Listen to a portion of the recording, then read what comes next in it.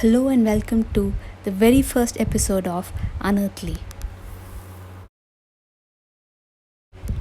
Today's episode is about items that disappear and then reappear under very strange circumstances. I always charge my cell phone right next to my bed. One night, before leaving the house to get some food, I went to grab my phone. I remembered plugging it into the charger by my bed, but wasn't there. I searched high and low, even in my car. I had my neighbor call me when I was in the house and in the car searching for it. No ringtone anywhere. I finally gave up and went out to get some food. The next morning, I was woken up by a loud beeping sound. A text message alert coming from my phone. It was now right beside my bed, plugged into the charger. Exactly where it was supposed to be and where I had looked at least a dozen times. It also had a whole bunch of missed calls and messages from the night before. If it had been on the charger the whole time, I would have heard those calls and messages, as the charger is plugged into the outlet right next to my bed. But the only text message I heard was the one that woke me up that morning. Some years ago, I purchased a battery charger for rechargeable batteries.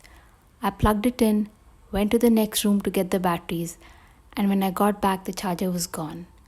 I looked everywhere thinking maybe I hadn't really plugged it in. I checked the trash, though I hadn't even thrown away the packaging yet. I couldn't find it. I thought I'd misplaced it and I would find it elsewhere sooner or later. A week after that, I ended up buying more rechargeable batteries because I was still hoping that I would find the charger soon. Meanwhile, we continued using the outlet I had plugged the charger into for charging other stuff. About a year later, we're moving out of the apartment. Almost everything is packed and that room is cleared. I walked into the room to double check that all our stuff is removed and I see the battery charger plugged into the same outlet like it was never removed. Still not quite sure how to explain that one. I got home from work very hungry one evening, knowing that I had leftover fried chicken in the fridge from the previous night. I opened the fridge but the fried chicken was gone. I live alone. It was so weird that I double checked every square inch of the fridge carefully, again and again, but no sign of the fried chicken. Eventually, I gave up. I went and had a quick shower, got dressed, and opened the fridge to grab something else to eat. Right in the middle of the fridge, in plain sight, was the fried chicken. Growing up, things at home would constantly go missing and then reappear. My dad's watch, my toys, etc. My parents would say that the ghosts are taking it. I thought they were kidding till the day my dad told me he wasn't.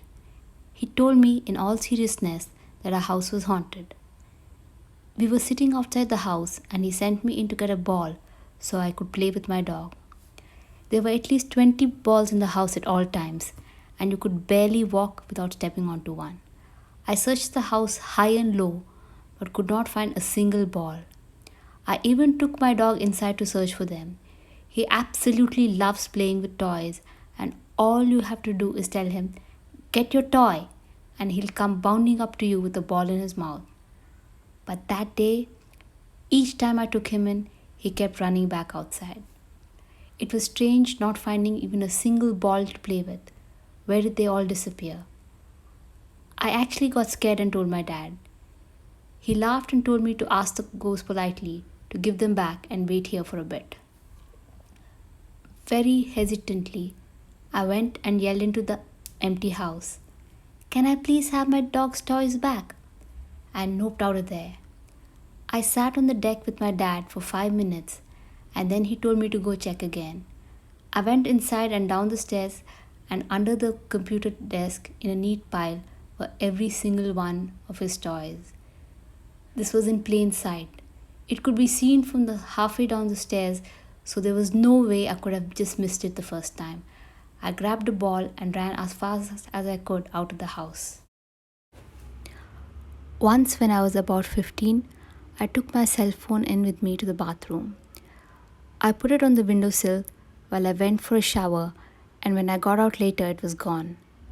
We live on a high floor, so no one could have taken it from the window. So I searched inside and even outside the bathroom and the whole house, even called my mom to help. But it was nowhere to be seen. This was an iPhone 4 which I loved as I spent ages on it every day. A month later, my nan gifted me some money. On impulse, I went and bought a brand new iPhone 7 as I was finding it hard to live without a cell phone. I went straight back home to discover my iPhone 4 sitting on top of the light switch box in my bedroom. It was such a crazy thing that I even called my mom to take a look at it before I picked it up. We were so baffled. There's no way I would have missed seeing the phone on that box for an entire month. Once, I misplaced my post office keys and searched everywhere for them. I tore my house and car apart looking for them. I even checked my laundry in case I'd forgotten it in my pant pocket. We never found them, so I was using my wife's keys. 2 weeks later, my wife and I were in our car driving into the parking lot of the PO box to check the mail. Suddenly, we heard a loud pop and the distinct sounds of the key being thrown right into the cup holder of the car. We looked into the cup holder and there were the PO box keys. It freaked us out. It was like the keys were nowhere and then they were there. Both of us were sitting right there, yet neither saw the keys falling in. We only heard the sound it made, preceded by a loud pop sound. One morning, I was running late for work, but I couldn't find my car keys. I usually keep my keys in 3 to 4 regular spots, including the kitchen counter.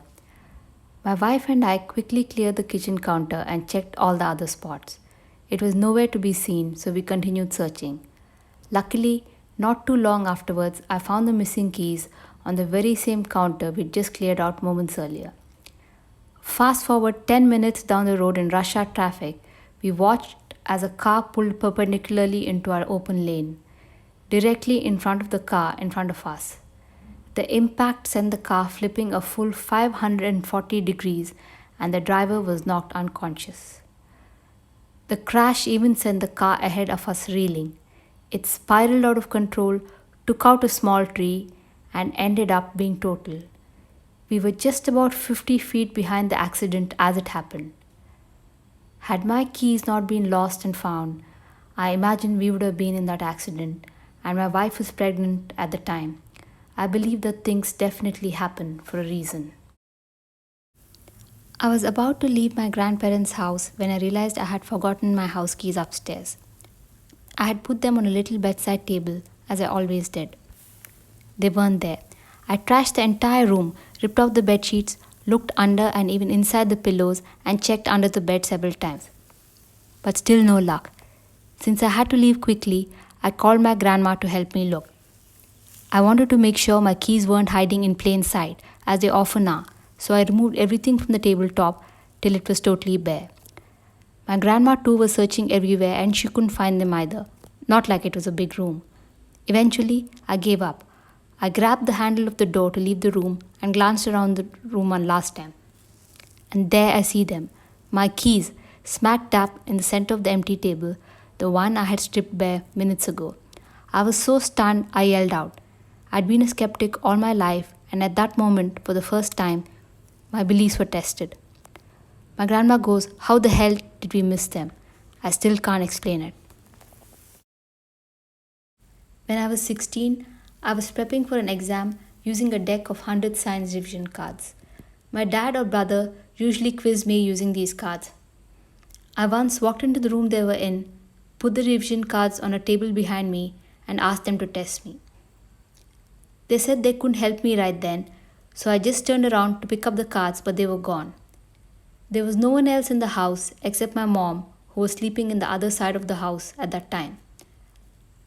After searching for an hour, we found the cards hidden away on a high wooden beam which was part of the roof. The beam was 12 feet above the floor. You'd need a ladder or a stool to put them there.